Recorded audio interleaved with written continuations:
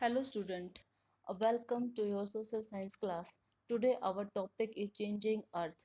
We already read two chapters of geography, our environment and interior layer of the earth. I hope you understand them. Today we read our changing earth. our changing अर्थ जो हमारा topic है उसके अंदर हम first lithosphere plates के बारे में पढ़ेंगे। जैसे हमने आपको फर्स्ट चैप्टर के अंदर डिस्कस किया था कि जो लिथोस्फीयर है वो क्या है, हमारी अपर लेयर ऑफ द अर्थ। ठीक है, तो जो लिथोस्फीयर है उस प्लेट्स के बारे में हम इस चैप्टर से स्टार्ट करेंगे। तो लिथोस्फीयर प्लेट क्या होती हैं कि lithosphere is broken into a number of plate, कि जो हमारी जो लिथोस्फीयर जो अपर जो हमारी जो लेयर है अर्थ की, जो नंबर ऑफ प्लेट्स के अंदर मतलब थोड़ी ब्रोकन मतलब टूटती है, तो is known as the lithosphere plate. Lithosphere plate हमारी क्या होगी, is broken into a number of plate known as the lithosphere plate. ठीक है, तो ये है हमारी लिथोस्फीयर प्लेट।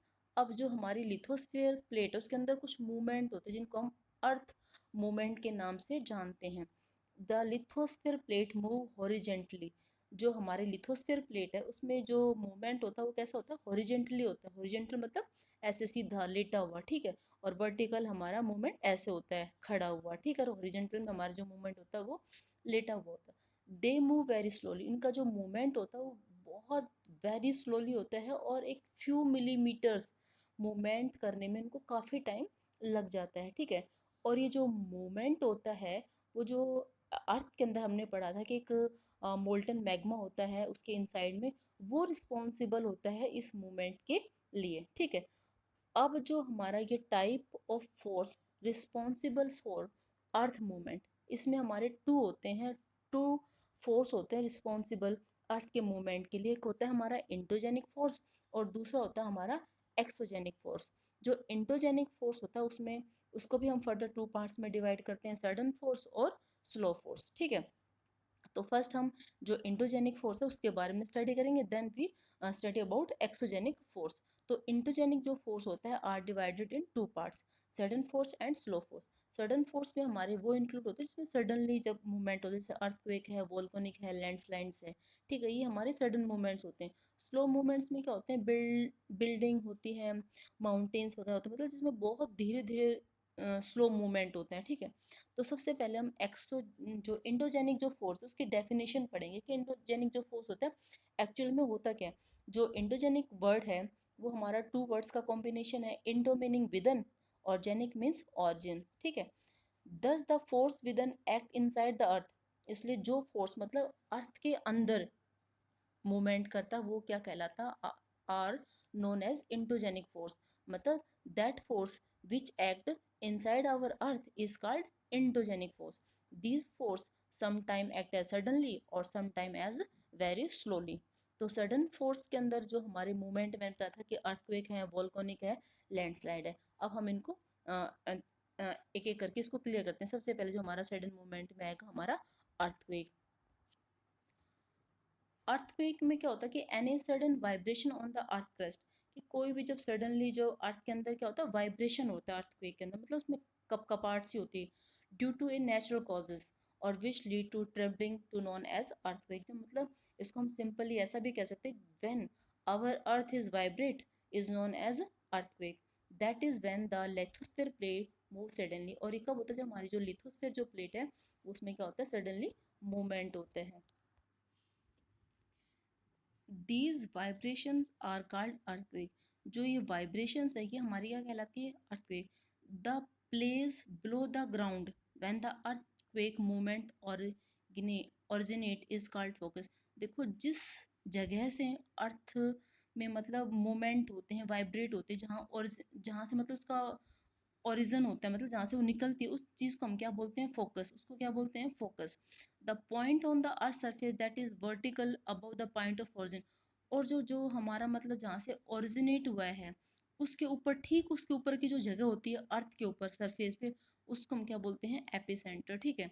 जो फोकस के ऊपर जो हमारी जो जगह होती है उसको हम क्या बोलते हैं, एपिसेंटर। मतलब जहाँ से मूवमेंट ओरिजिन होता है उसको फोकस बोलते हैं, और फोकस के ठीक ऊपर अर्थ सरफेस पे जो जगह होती है उसको हम क्या बोलते हैं, एपिसेंटर, ठीक है। और जो एपिसेंटर से जो हमारी वेव्स हैं वो क्या करती है, ट्रेवलर करती हैं, और जैसे जैसे मतलब वो इससे दूर जाती हैं, उनकी जो स्पीड है वो क्या होती है, डिक्रीज होती हैं। ठीक है, एपिसेंटर से जैसे जैसे हमारी जो वेव्स हैं वो दूर जाएंगी तो क्या होगा कि वो डिक्रीज होती जाएंगी। ठीक है, इनको जिसमें हम मापते हैं वेव्स को, मतलब जिसमें इसको हम मेजरमेंट करते हैं, उसमें हम क्या बोलते हैं, सिस्मोग्राफी। ठीक है, अर्थक्वेक क्लियर हो गया। अब देन नेक्स्ट हमारा वोल्केनिक्स। Volcanic is derived from Latin word volcanix, which means Roman god of fire। ठीक है, इसका मतलब क्या होता है, Roman gods of fire. Volcanic एक लैटिन वर्ड है जिसका मीनिंग होता है रोमन गॉड ऑफ फायर।